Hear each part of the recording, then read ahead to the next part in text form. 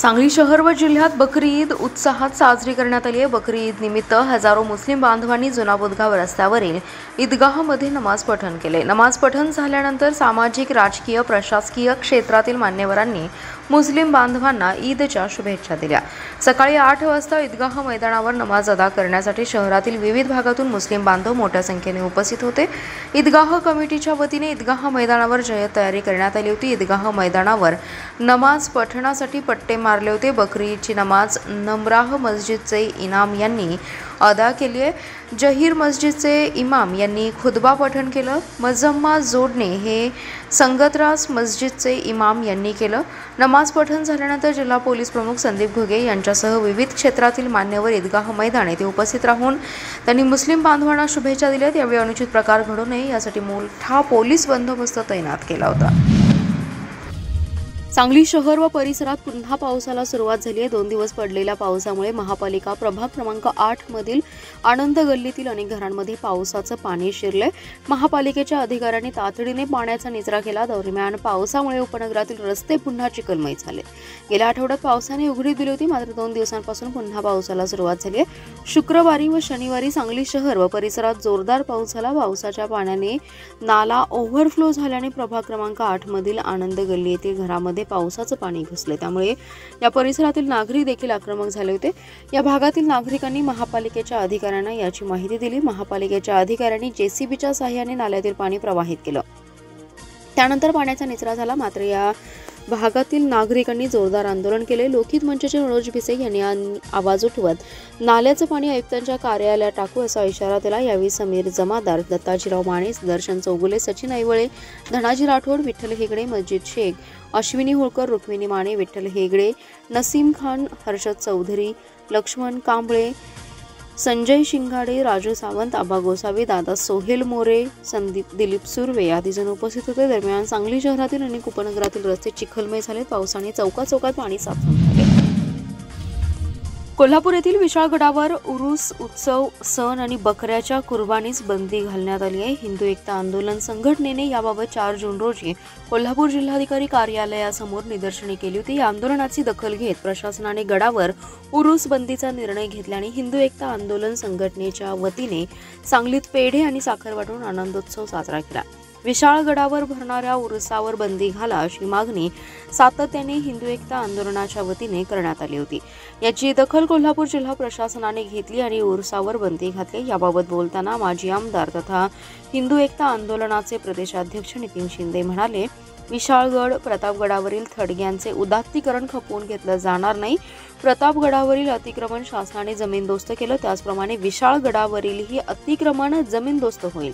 यावेळी शहर जिल्हाध्यक्ष संजय जाधव, प्रकाश चव्हाण, सोमनाथ गोटखिंडे, मनोज साळुंखे, प्रदीप निकम, अनिरुद्ध कुंभार, अवधूत जाधव, केदार खाडीलकर, रवींद्र वाढवणे, राहुल बोळात, शुभम चव्हाण, प्रदीप कांबळे, विकास आवळे, संजय बापू तांदळे, अनिकेत आंब्रळे, शुभम खोत, प्रकाश निकम, संदेश खोत, अजय काकडे, अरविंद यातनाळे, गजानन माने इत्यादी शिवभक्त उपस्थित होते।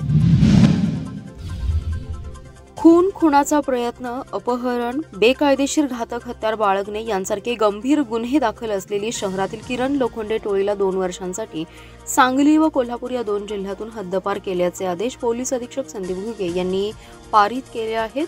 टोळी प्रमुख किरण शंकर लोखंडे, संदेश रामचंद्र घागरे, सोनू उर्फ बापू हरी एडगे अशी हद्दपार केलेल्यांची नावे आहेत। गुन्हेगारी टोळ्यांची दहशत मोडून काढून त्यांचे समूळ उच्चाटन व्हावं या हेतूने हद्दपारीतेची कारवाई केली आहे। कुपवाड शहरातील किरण लोखंडे टोळीवर सन 2020 ते 2024 या कालावधीत संगनमत करून खून, खुनाचा प्रयत्न, अपहरण, बेकायदेशीर अग्निशस्त्र आणि घातक हत्यारे जवळ बाळगणे अशा विविध गंभीर स्वरूपाचे शरीराविरुद्धचे गुन्हे दाखल. त्यामुळे या टोळीविरुद्ध कुपवाड पोलीस ठाण्याचे प्रभारी अधिकारी दीपक भांडवलकर यांनी पोलीस अधीक्षकांकडे हद्दपारीतेचा प्रस्ताव सादर केला होता. त्या अनुषंगाने पोलीस अधीक्षक संदीप घुगे यांनी किरण लोखंडे टोळी सांगली व कोल्हापूर या दोन जिल्ह्यातून 2 वर्षांसाठी हद्दपारीतेचे आदेश पारित केलाय.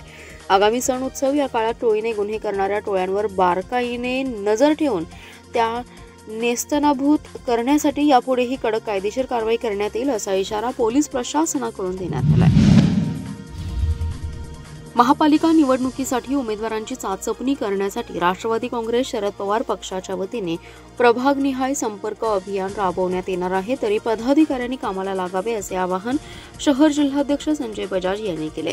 राष्ट्रवादी काँग्रेस शरद पवार पक्षाचे प्रदेशाध्यक्ष आमदार जयंत पाटील यांनी 1 तास राष्ट्रवादीसाठी आगामी महाराष्ट्राच्या विकासासाठी हा उपक्रम सुरू केलाय. त्यासाठी प्रत्येक महिन्यातील पहिल्या शनिवारी पक्षाच्या पदाधिकाऱ्यांची बैठक घेतली जाते. शहर जिल्हाध्यक्ष संजय बजाज यांच्या अध्यक्षतेखाली पदाधिकाऱ्यांची बैठक झाली. या बैठकीत ते बोलत होते. या बैठकीला स्थायी समितीचे माजी सभापती हरिदास पाटील, माजी नगरसेवक अभिजित भोसले, तानाजी गडदे, महालिंग हेगडे, डॉक्टर शुभम जाधव, वैशाली धुमाळ, डॉक्टर छाया जाधव आदी जण उपस्थित होते. संजय बजाज म्हणाले, आगामी महापालिका निवडणुकीसाठी येणाऱ्या काळात महापालिका क्षेत्रात प्रभागनिहाय पक्षाच्या वतीने संपर्क अभियान राबवून निवडणूक लढवणाऱ्या उमेदवारांची चाचपणी करण्यात येणार आहे. त्याचबरोबर राष्ट्रवादी काँग्रेस शरद पवार पक्षाचा 26वा वर्धापन दिनांक 10 जून रोजी होणार आहे. तरी सर्व पक्षाच्या पदाधिकाऱ्यांनी वर्धापन दिन हा मोठ्या उत्साहाने आणि विविध कार्यक्रमाचं आयोजन करण्याच्या सूचना यावेळी देण्यात आल्या. आगामी स्थानिक स्वराज्य संस्थांच्या निवडणुकीसाठी सर्वांनी बूथ कमिट्या सक्षम करून बूथचे शहर जिल्हाध्यक्ष डॉक्टर शुभम जाधव यांच्याकडे आढावा देण्याच्या सूचना पदाधिकाऱ्यांना केल्या. माजी नगरसेवक अभिजित भोसले यांनी प्रभागातील नागरिक समस्यांबाबत उपस्थित पदाधिकाऱ्यांना मार्गदर्शन करत प्रशासनाला निवेदन देऊन प्रसंगी आंदोलनाचा पवित्रा घेत आक्रमक भूमिका घेण्यात यावी असं आवाहन केलं. भारतीय जनता पार्टीच्या बेटी बचाव बेटी पढाओ अभियानाच्या अंतर्गत राजमाता अहिल्यादेवी होळकरांच्या त्रिशताब्दी निमित्त रांगोळी स्पर्धा पार पडली. अहिल्यादेवींच्या जीवनातील विविध प्रसंगावर रांगोळी काढण्याच्या स्पर्धेचं आयोजन केलं होतं. या स्पर्धेमध्ये अनेक कलाकारांनी अत्यंत सुंदर रीतीने रांगोळीचं सादरीकरण केलं. जिल्ह्याच्या सहसंयोजिका स्वप्निला लक्ष्मण नवलाई यांच्या पुढाकाराने सांगलीतील मालू हायस्कूलमध्ये या स्पर्धा झाल्या. यावेळी प्रमुख पाहुण्या म्हणून ॲडव्होकेट स्वाती शिंदे होत्या. त्या म्हणाल्या, अहिल्यादेवी होळकर या महाराष्ट्रात जन्मल्या, परंतु संपूर्ण देशाला त्यांनी वेगळा विचार दिला. अनेक सामाजिक आणि धार्मिक कार्य केलं. अनेक मंदिरे बांधली, धरणे बांधली, जनतेचा विचार प्रथम केला. विशेष करून महिलांच्या करिता त्यांनी केलेलं काम हे गौरवास्पद आहे. हुंडाबंदी, सतीप्रथेच्या विरोधात, विधवा महिलांचा पुनर्विवाहाकरिता प्रयत्न, महिलांच्या उद्योगाकरिता प्रयत्न असे करून महिलांचं रक्षण केलं. त्यांच्या विचारांचा वारसा घेऊन समाजामध्ये विविध क्षेत्रांमध्ये त्यांचे विचार पोहोचवून त्यांची आठवण काढण्याकरिता विविध कार्यक्रमांचं आयोजन करण्यात आलंय. यावेळी माजी नगरसेवक लक्ष्मण नवलाई, भाजपा महिला मोर्चाच्या जिल्हाध्यक्षा गीतांजली ढोपे पाटील, मध्य मंडल अध्यक्ष राहुल नवलाई, सुनीता रुपनर, ज्योती माने, यशा साठी, स्वाती सुतार, लीना सावर्डेकर आदी महिला पदाधिकारी उपस्थित होत्या. सांगलीतील वसंतदादा पाटील औद्योगिक वसाहत परिसरात असलेल्या नानीबाई मळा परिसरात रात्रीच्या सुमारास एका तरुणावर धारदार हत्याराने वार करून खुनाचा प्रयत्न केल्याची धक्कादायक घटना उघडकीस आली. सदरचा खुनी हल्ला हा गुरुवारी रात्री 11:30 वाजण्याच्या सुमारास झाला. या हल्ल्यात प्रवीण हनुमंतराव पाटील हा गंभीर जखमी झाला. या प्रकरणी सौ प्रमिला युवराज पाटील यांनी संजयनगर पोलीस ठाण्यात फिर्याद दिली आहे. जखमी प्रवीण पाटील हा आपल्या कुटुंबियांसह माधवनगर रोडवरील औद्योगिक वसाहतीतील नानीबाई मळा परिसरात राहत होता. गुरुवारी रात्री 11:30 वाजण्याच्या सुमारास प्रवीण पाटील हा नानीबाई मळा परिसरात थांबला होता. यावेळी अज्ञात हल्लेखोरांनी अज्ञात कारणावरून त्याच्यावर धारदार हत्याराने 3 ते 4 वार करत खून करण्याचा प्रयत्न केला. या हल्ल्यात प्रवीण पाटील हा गंभीर जखमी झाला. परिसरातील नागरिकांनी त्याला उपचारासाठी रुग्णालयात दाखल केलं. घटनेची माहिती मिळताच उपअधीक्षक प्रणिल गिल्डा, पोलीस निरीक्षक सूरज बिजली यांच्यासह संजयनगर पोलिसांची पथके घटनास्थळी दाखल झाली. घटनास्थळाचा पंचनामा करून संशयितांच्या शोधासाठी पथके रवाना करण्यात आलेत. या प्रकरणी प्रमिला पाटील यांनी फिर्याद दिली असून त्यांच्या फिर्यादीवरून पोलिसांनी अज्ञात हल्लेखोरांवर गुन्हा दाखल केलाय. हिंदू मुस्लिम ऐक्याचं प्रतीक असलेल्या मिरजेत मुस्लिम समाजाने बकरी ईद शांततेत आणि उत्साहात साजरी केली आहे. ईद उल अजहाची नमाज मिरजेतील शाही ईदगाह येथे अतिउत्साहात पठण करण्यात आली आहे. हजारोंच्या संख्येने मुस्लिम बांधवांनी सामूहिक नमाज अदा केली. मिरजेतील शाही ईदगाह येथे सामूहिक नमाज अदा केली. यावेळी नमाज पठण हाफिज निजामुद्दीन संदी यांनी केलं. धार्मिक विधी प्रवचन खुतबा पठाण बहुद्दीन खतीब यांनी केलं व बयान मुफ्ती मोहम्मद सुफियान यांनी केलं. मुबारक खतीब यावेळी उपस्थित होते. देशामध्ये सुख शांती समृद्धी लाभो, देश प्रगतीपथावर जावो, जगात भारत देश बलाढ्य शक्ती म्हणून नावलौकिक व्हावं असं अल्लाह चरणी प्रार्थना करण्यात आली आहे। सर्वत्र शांतता आणि सल्लोका राहावी यासाठी दुआही करण्यात आली।